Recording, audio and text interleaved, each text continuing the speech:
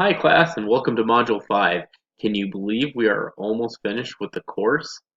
With that being said, this week has the biggest workload of the course, so pay extra attention to the assignments due this week under the Assignments tab for Module 5. You can also view a list of this week's assignments at the bottom of this course announcement. This week's assignments include your journal that you should have been working on for the past several weeks. This should be a cumulative assignment consisting of 4 separate journal entries within one document. There are several specific elements required in this content and format of this assignment, so please be sure to read the instructions thoroughly.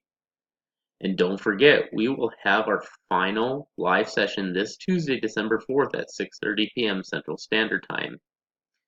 Please keep in mind that the last day of the course is quickly approaching on Friday, December 14th.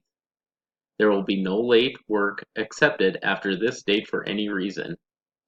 I hope you have a great week, and as always, please reach out to me with any questions.